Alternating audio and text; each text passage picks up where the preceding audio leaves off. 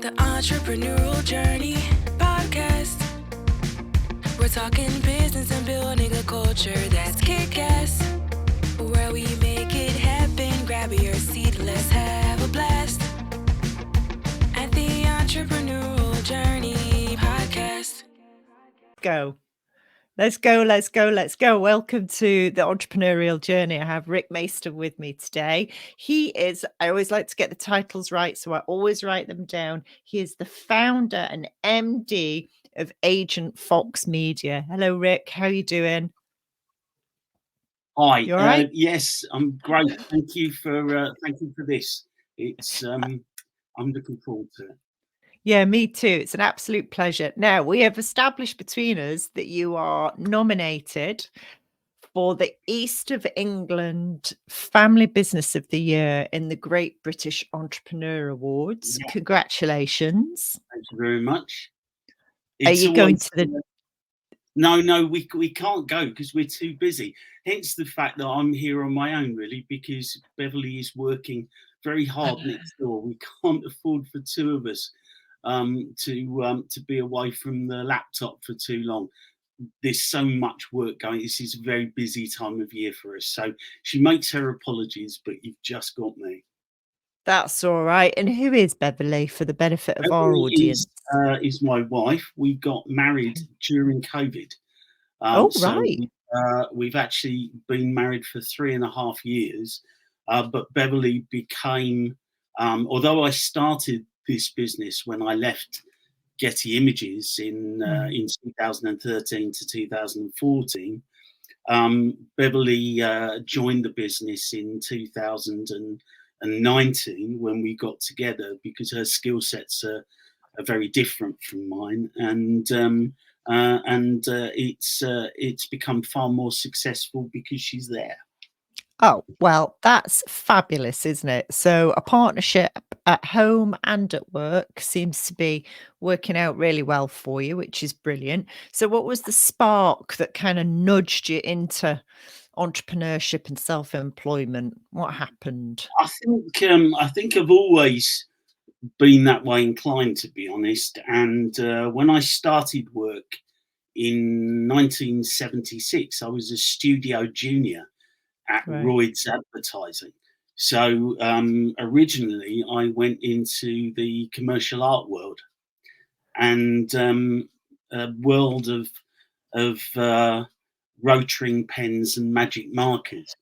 And I spent quite a few years doing that. But as computers took over, there was a whole young element coming through, and dinosaurs like me who'd used the old ways of a drawing board rather than a laptop were going out of fashion. So I realized that I had to reinvent myself, and I'd been freelance.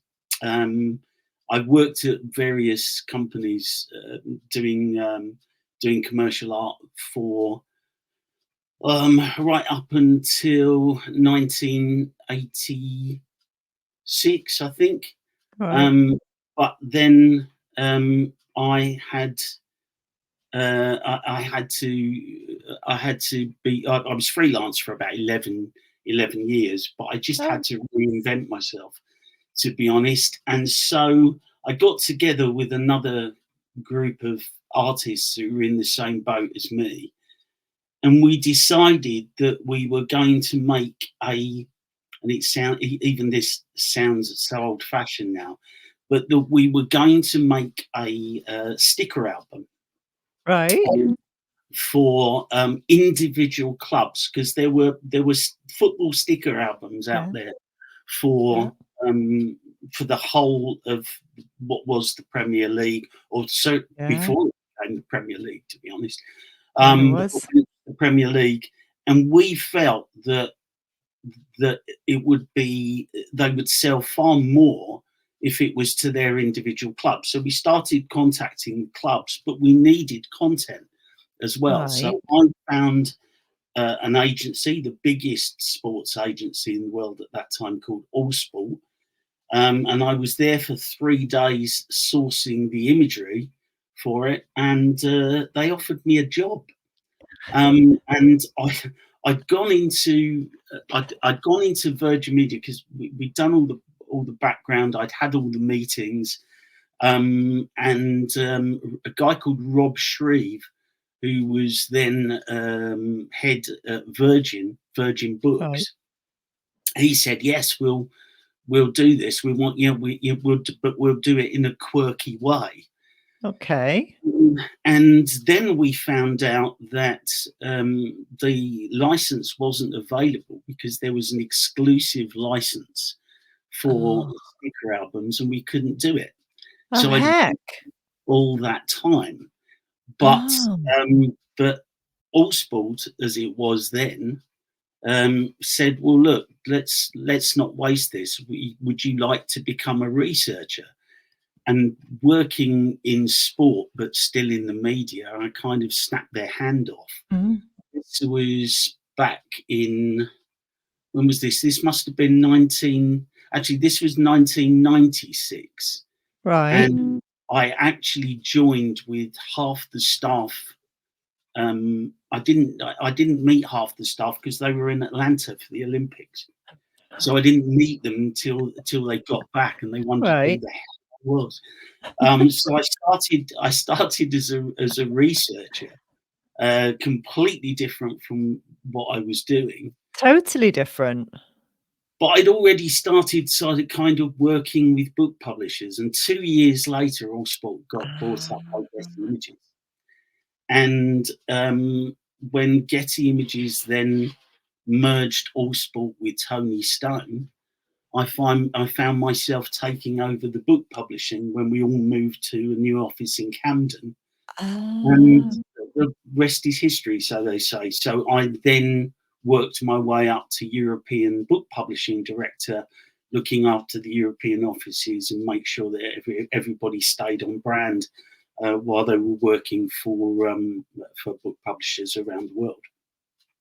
What a great story. So all these people are panicking about AI and how it's going to make them redundant. That story is beautiful because that shift in technology actually has created a whole new career for you and a whole new business for you. So anybody who's panicking about AI can now stop panicking and know that they could just reinvent themselves as something else, which is what's happened throughout human history, really. Let's face it, hasn't it? It has, yeah.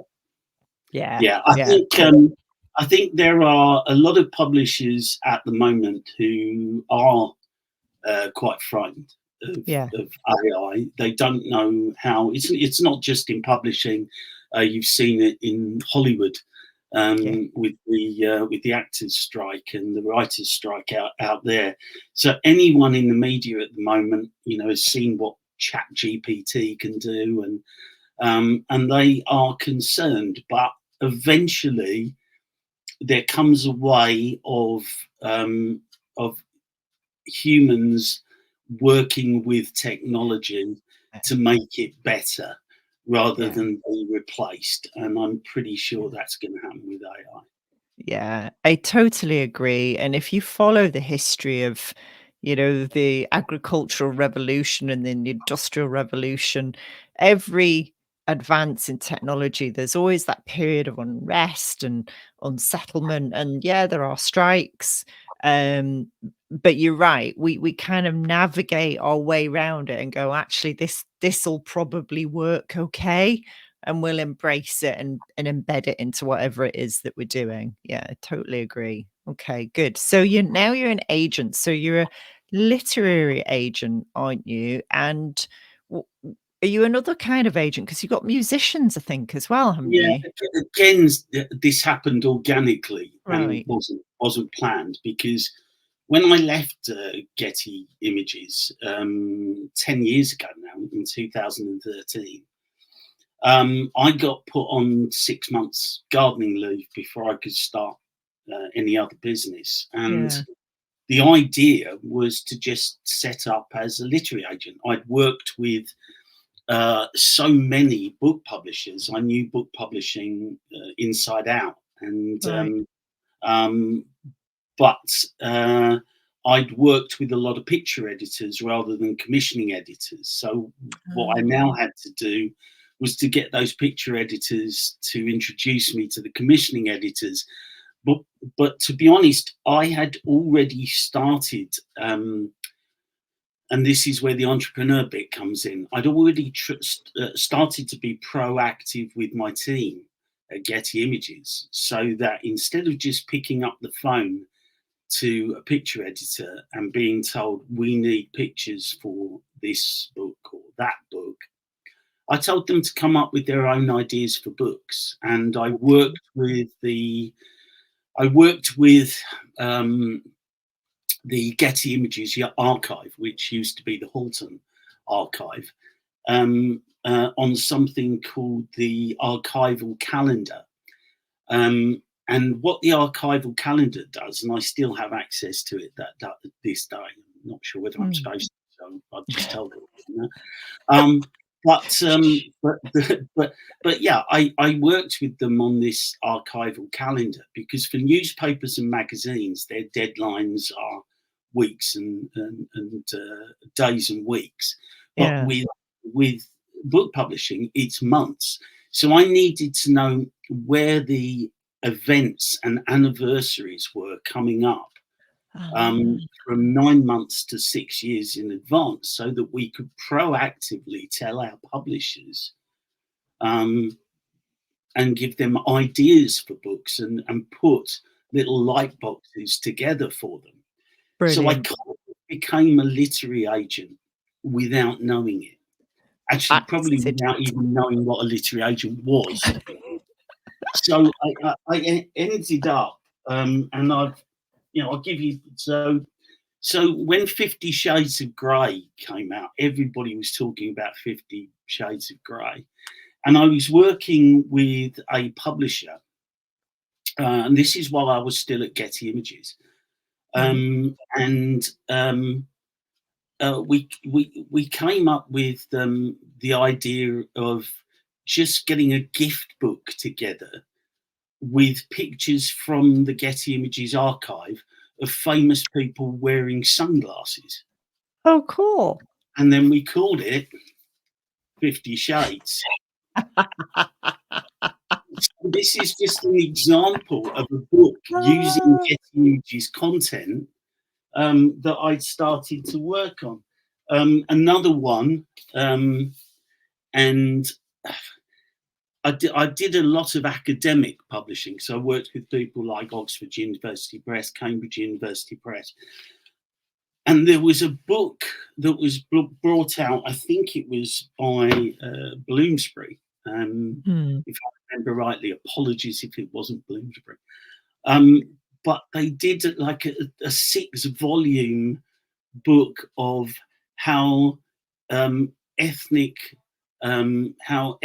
dress had lent itself to modern day clothing.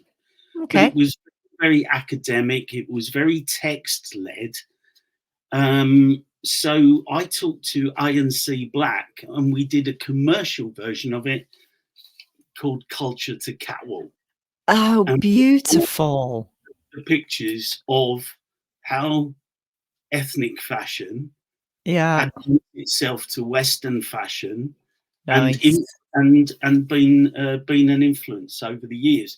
So they were the sort of books that I was doing. And then, so what I started to do, in fact, my very first book was, instead of just using the photographers, this is how my brain works, instead of just using the photographers that were already with Getty Images, I would license them through Getty Images, and then look at doing a book with them, and even bring on, if necessary, authors or writers that would work with them as a package, so we could promote the book through as an exclusive Getty Images book. Now, one of those photographers. So you still, Go on. No, I was I going to say you're still using your creative, artistic, visual skills to bring all this together. You're coming at it from a visual perspective, because when you were saying literary agency, I was thinking words, but actually you go to pictures first. well, I spent 20 years as a graphic designer, and you can't really get that out of your head. So Yeah, what I wanted to do was to yeah, bring that skill set to what I was doing at Getty Images. yeah, So I found a photographer called Nick Vesey. Nick Vesey yeah. was one of this country's only X-ray photographers, and he would X-ray anything from flowers to record players to anything. And I Oh, thought it would be a great book. So, licensed again through Getty Images as a third-party yeah. photographer, I went to Carlton Books, as they were then. They're now Welbeck, and I think they've just been bought up again by Hachette because everyone's merging at the moment. So my very, very first book Right. was one of the directors of Carlton Books was a guy called Jonathan Goodman, and the very first book on the Goodman imprint was this one, which is called X-Ray. Oh, wow. X-ray photography. I didn't mean to open it up on that page. That's just the page.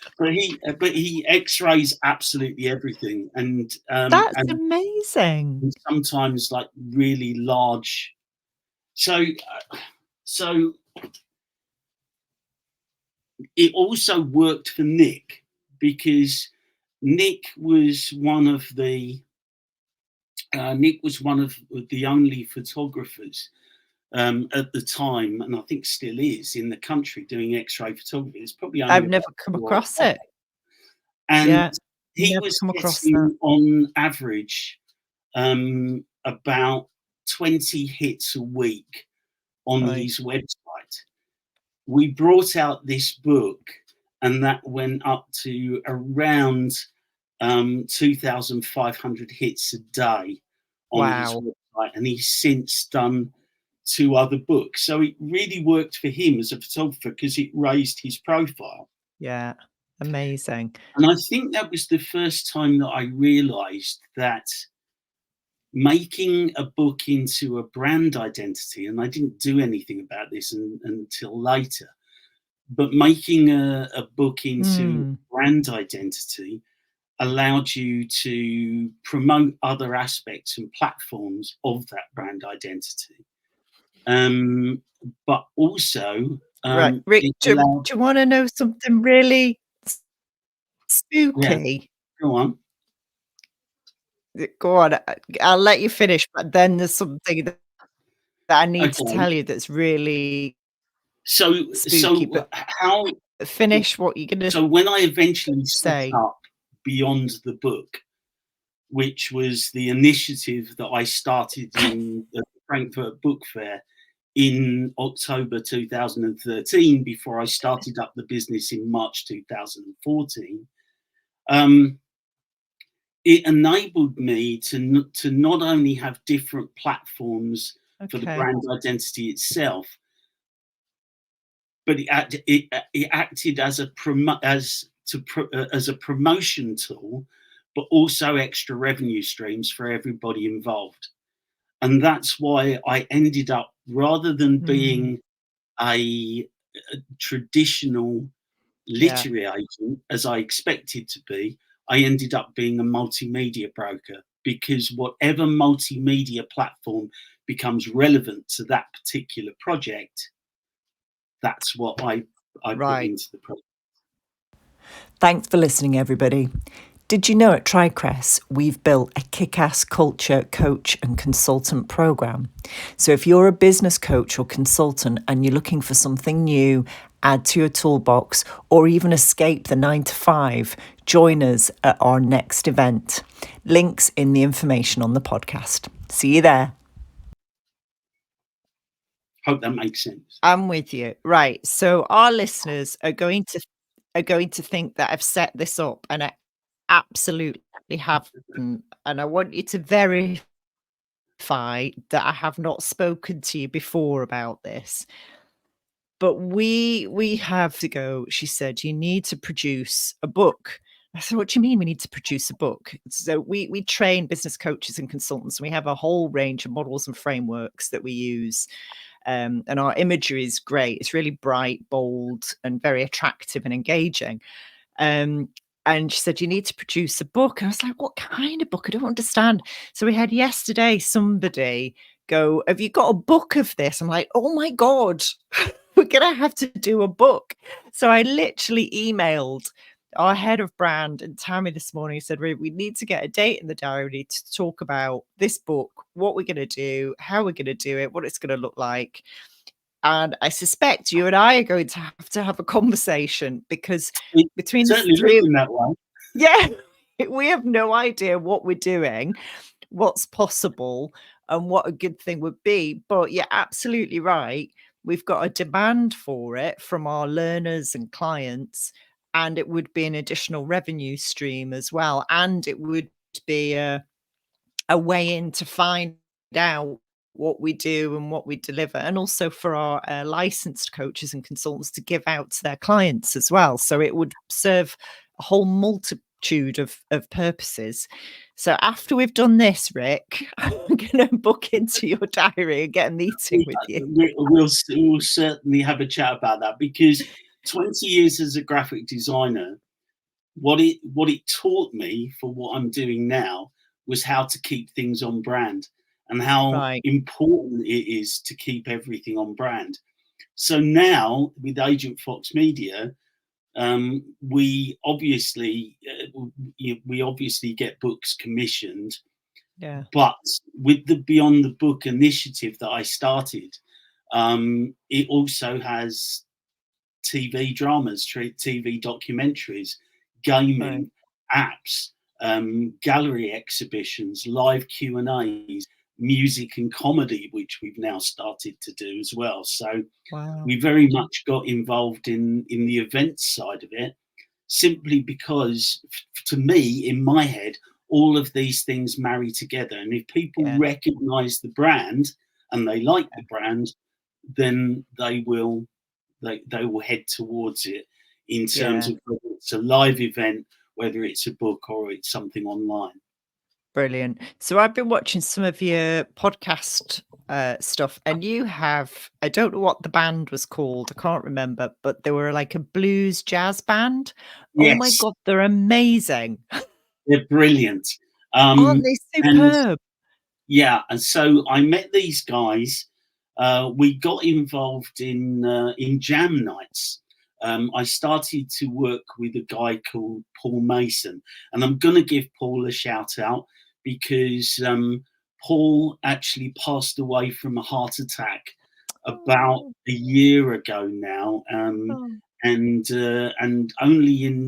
only sort of around 60 years old, and it was a completely unexpected heart attack. But he started jam evenings called Metro Jam. And and what it did was it pulled together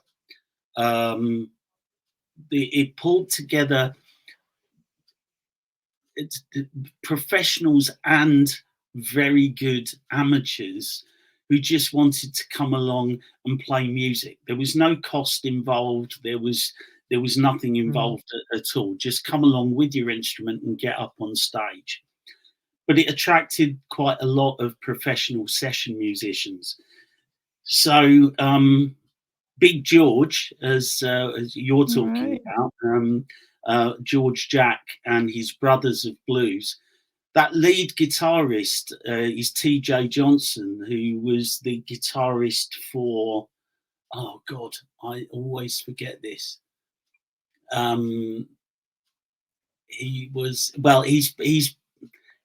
been on stage with lots of professional singers and A-list singers, And I got a local, because we put this on in Hertford at the Hertford Club. And you can see it was like a garden party. That's what we wanted to do with it, and we're doing it again this year.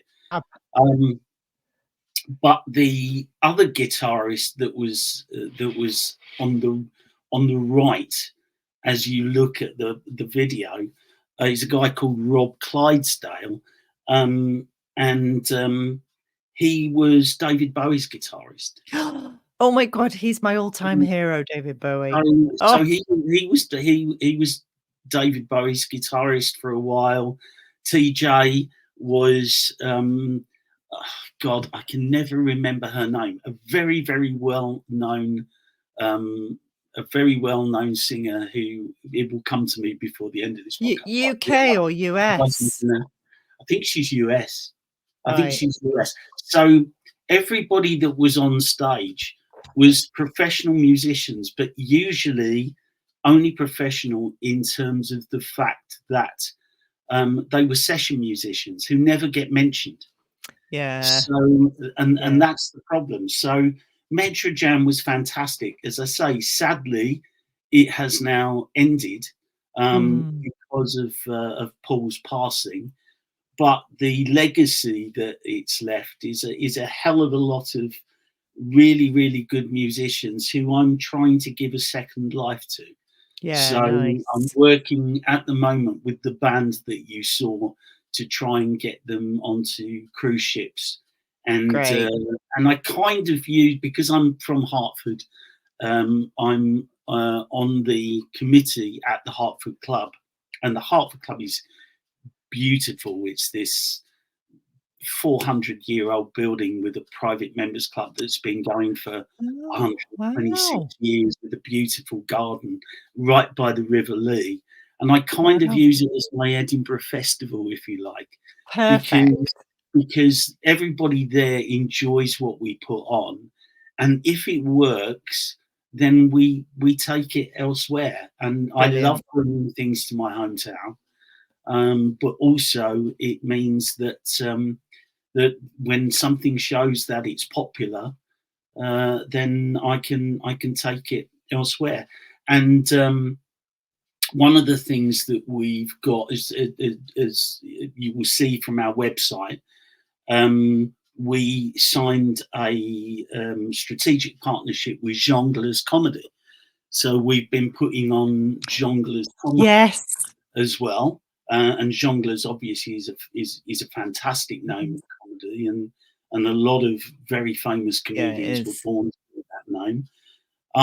But one of those comedians that came is a guy called Alistair Barry, who actually lives in Hertford, fantastic comedian. And he asked if he could do his hometown gig at the Hertford Club. So we booked in December the 10th. We sold out in 6 days. We put on a second date, and 2 days ago we sold out on that one as well. So he's got a 2-day sellout in his hometown, and the tour is all around the UK, and it's called Woke in Progress. And I did see that. I wanted to see it, and I looked to see if there are any Edinburgh dates. I will talk to Alistair, because we're going to have a conversation anyway. So we'll add that to our conversation. Good. And let me know, because I really wanted to go and see that. And I was like, they're not on in Edinburgh, and that's where I live. Okay, so this is great. Things are going really well. Where are you taking the business, Rick? What's the big plan? Everything that's happened tends to happen organically, and as I said, you know, my wife came on board.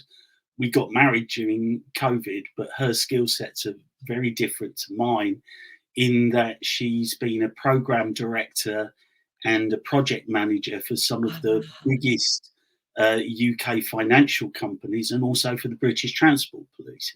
So my mind goes all over the place, and Beverly, my wife, brings me back down to earth. And when it actually comes to putting on these events, she's the one who can actually work with all the number crunching and Love it. and making sure that everything is in place. Great. So it works perfectly. So we've been married for 3.5 years now, and Beverly's been on board with the business at the same time. Hence the fact, I think, that we got nominated for this entrepreneur award, which it's fantastic to be recognised, and whether we win or not, it's just wonderful to be in the final six. It really is, and everybody. So you're the Steve Jobs, and Beverly is the Steve Wozniak. Everybody needs the visionary and the person who actually makes that vision happen in a way that's sustainable and Well, look, I came from makes sense. from I have Getty. Alison for that, so I'm the crazy ideas person. We're all good.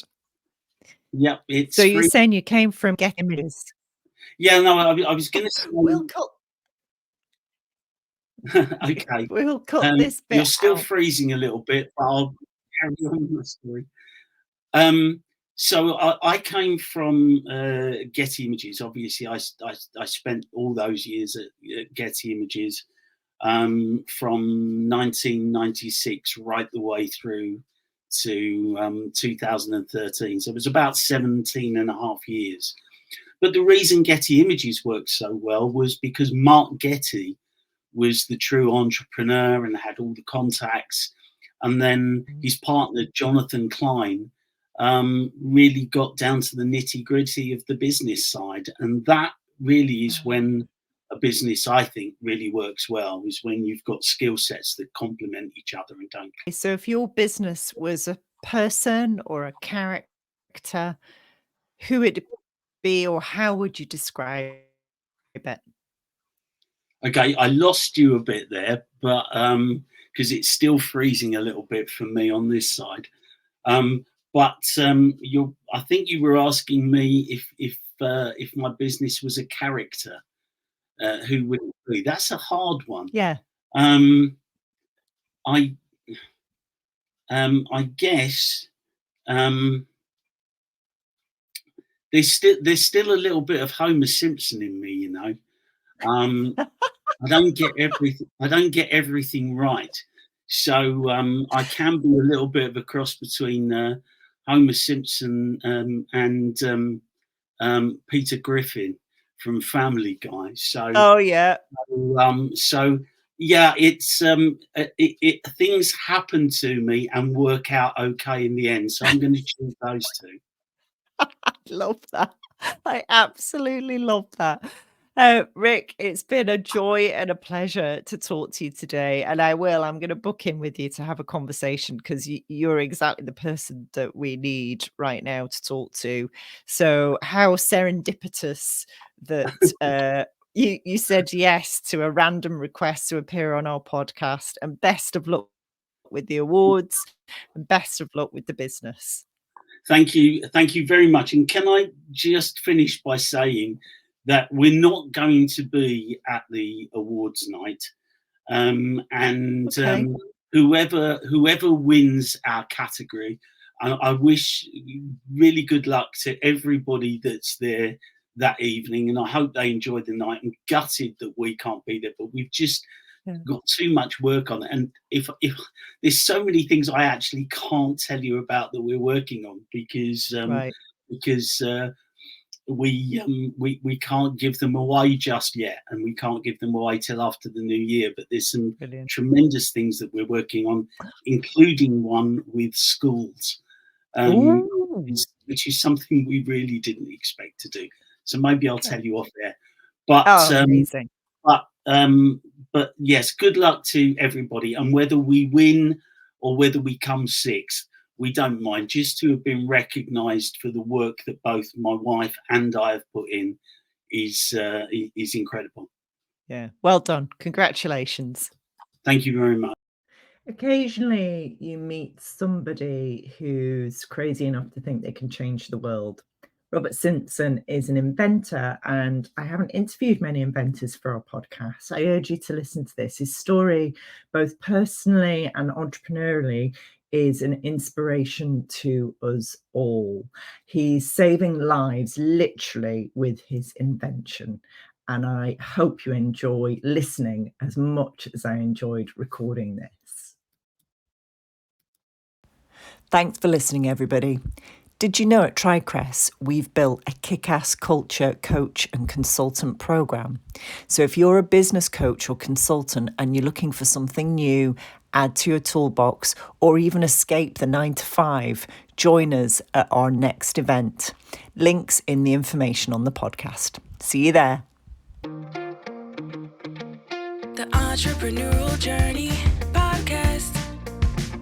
We're talking business and building a culture that's kick-ass.